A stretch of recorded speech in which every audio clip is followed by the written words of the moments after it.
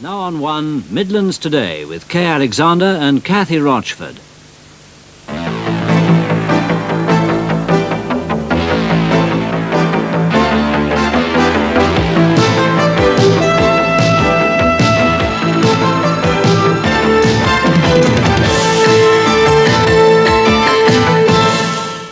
The police say they won't stand in the way of plans to bring motor racing to Birmingham. The statement by a senior officer follows the successful parade of hundreds of high-speed cars through the city yesterday, seen by some as a prelude to a Grand Prix.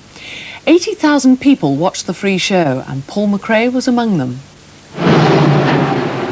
You might have been at Silverstone or Brands Hatch. In fact, all this was going on in Birmingham's Middle Ring Road, under the shadow of the mosque. It was a day of great cars and great names in motor racing. For 14 years, Martin Hone has been badgering the authorities to bring the Monaco style to the Midlands. He was hoping the Checker Classic would really take off. He chose suitable style to start it. An American wearing a rocket pack designed for flying on the moon came down to earth just before the fuel ran out.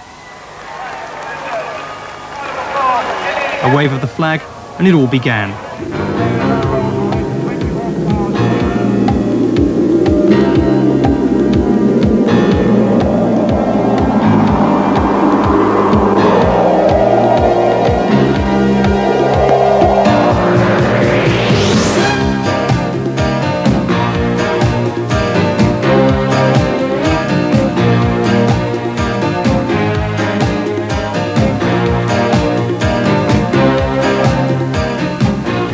As the afternoon wore on, the crowd saw many famous faces.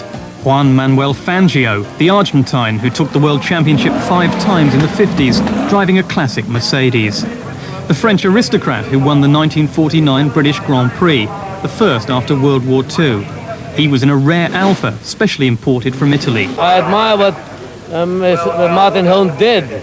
Such a performance, have so many fantastic cars, and all the, I would say, the young boys, but it's the old boys. The best-known Briton, Sterling Moss, enjoyed every minute. It's really been terrific, the amount of the enthusiasm of the people, and you know, everything is just great. How would you feel about a Grand Prix through the streets of Birmingham? Do you think it's feasible? A Grand Prix wouldn't make me that happy, but a race I could take part in would. If you make it a sports car or a touring car or anything like that, then I think it's fantastic. The motors may have been authentic, but the speeds weren't. There were motorcycle escorts just in case drivers were tempted to go faster than 40 miles an hour. This was the third such extravaganza through the streets of Birmingham. Earlier ones had angered the police. They reckoned the route was dangerous.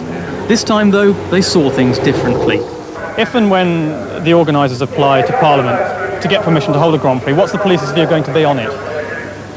Well, we won't stand in the way because we've no real grounds for objection, provided the safety factors are taken account of. On the previous occasion, we weren't happy at all with the route, and I think you've seen this route for yourself.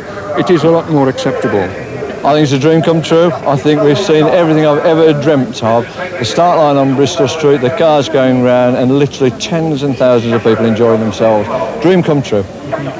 How close now are we to having a real Grand Prix through the streets of Birmingham? Well, I understand the City Council will be voting on November the 6th to go to Parliament on November the 28th, and the rest of that work can be done. But sufficient people of political influence have witnessed what we've done today. They've seen the value of the exercise, and I'm sure they'll now be looking at it very seriously indeed.